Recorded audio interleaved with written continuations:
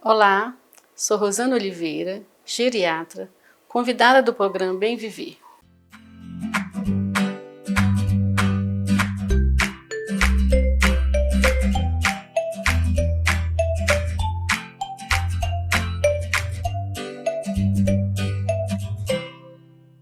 No programa de hoje, vamos conversar sobre sexo na terceira idade. O sexo na terceira idade é seguro e os cuidados são os mesmos que uma pessoa jovem deve tomar. Esses cuidados é o uso do preservativo.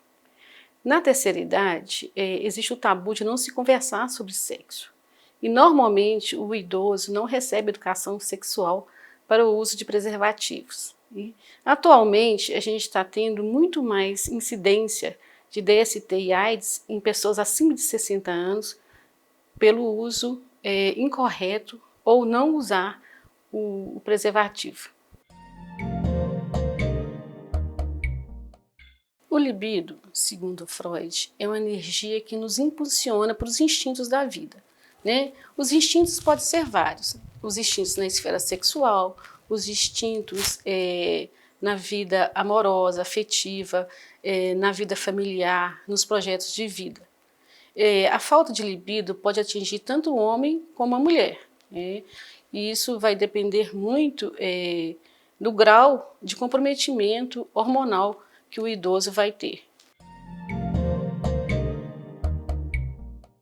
Com o envelhecimento, a partir dos 50 anos de idade, o homem começa a ter algumas alterações na ereção.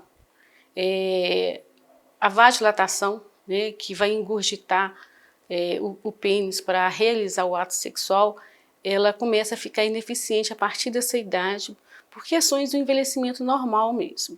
E algumas doenças, principalmente as doenças cardiovasculares, onde atinge as artérias em geral, elas também podem comprometer a performance sexual em relação à ereção. Em relação às mulheres, a partir da menopausa, elas têm uma queda abrupta do hormônio do estrogênio.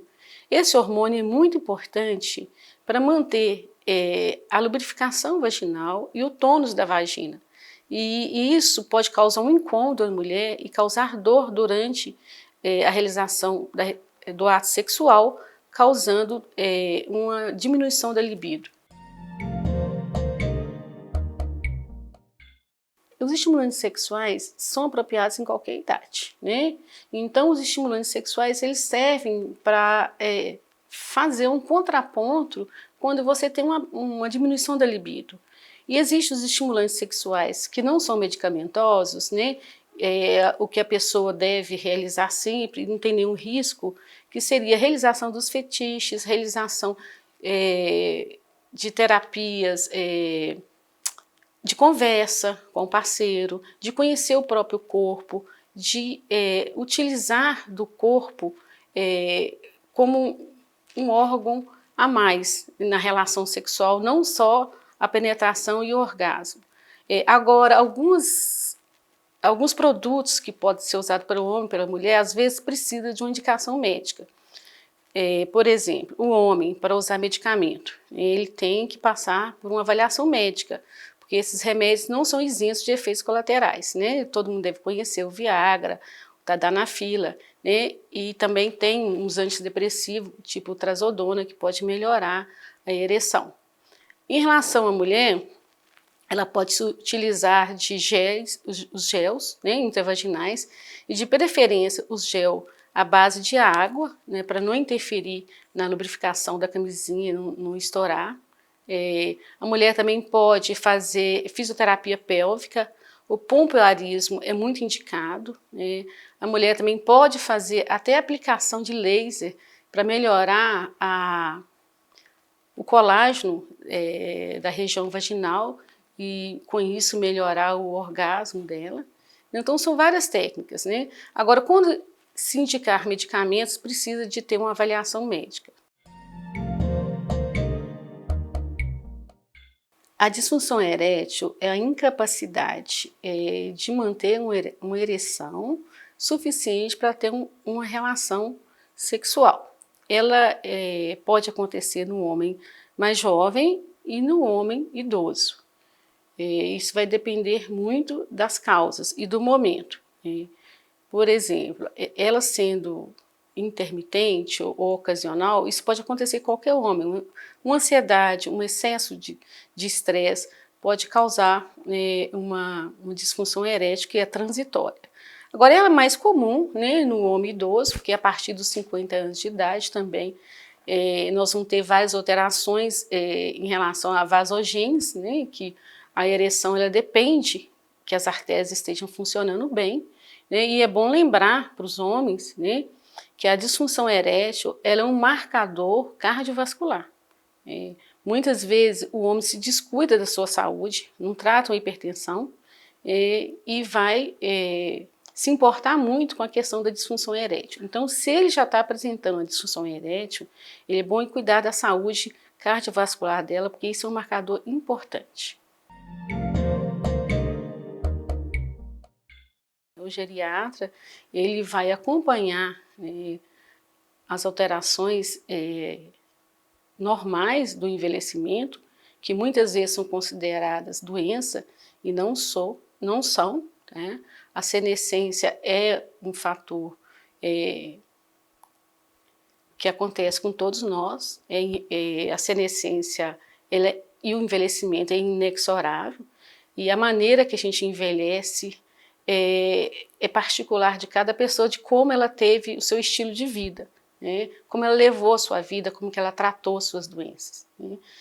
Então, assim, o idoso, ele deve procurar o geriatra, né, para poder fazer uma avaliação geral, né? Nessa avaliação geral são feitos os diagnósticos sindrômicos das doenças, né? E são feitos também aconselhamentos.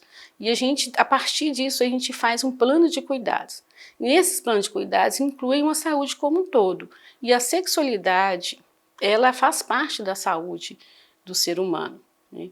E em relação à mulher procurar um ginecologista, também deve procurar, principalmente a mulher com vida sexual ativa. Ela deve continuar fazendo o seu exame de Papa Nicolau, ela deve continuar fazendo a sua mamografia, e se ela tiver indicação de usar o hormônio, o ginecologista, junto com o geriatra, pode ver os benefícios disso.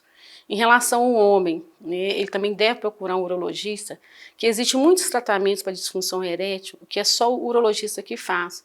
Por exemplo, injeção de vasodilatadores no pênis, né, é o urologista que faz. Essas injeções, elas tanto servem para dar um diagnóstico, como servem para tratar.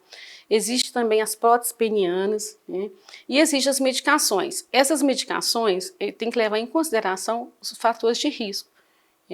Se uma pessoa tem alterações cardíacas muito graves, aí o urologista tem que conversar com ou o cardiologista ou o geriatra desse paciente para ver se deve ou não indicar. Para começar, né, o sexo e o desejo e o libido é atemporal. Qualquer idade a pessoa pode fazer sexo e se beneficiar disso. Né? Para começar, né, durante o ato sexual são liberados hormônios que vão trazer uma satisfação e um bem-estar.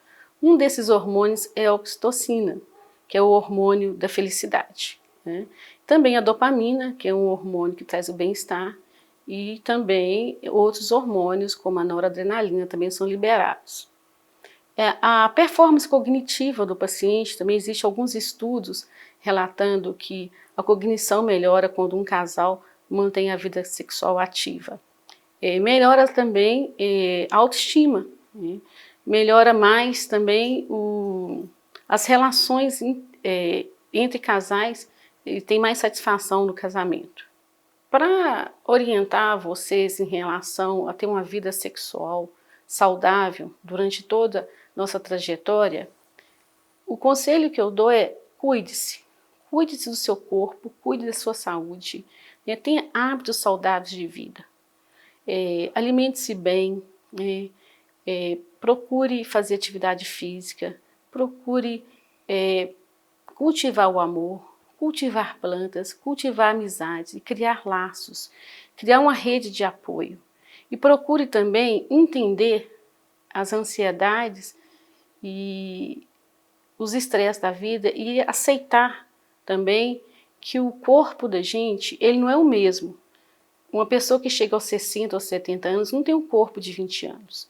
Então, lidar com o que nós temos hoje, lidar com a nossa libido, lidar com a nossa sexualidade, com aquilo que nós temos. O sexo, nem sempre, e o prazer sexual e o libido, nem sempre está na performance sexual de uma ereção. Então, um carinho, um aconchego, uma conversa bem feita, né?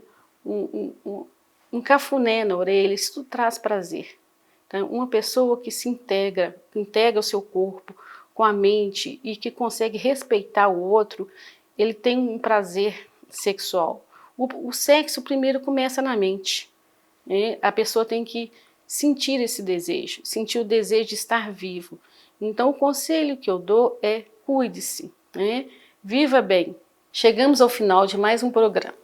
Para acessar mais conteúdos como este, acompanhe a programação do Bem Viver e inscreva em nosso canal.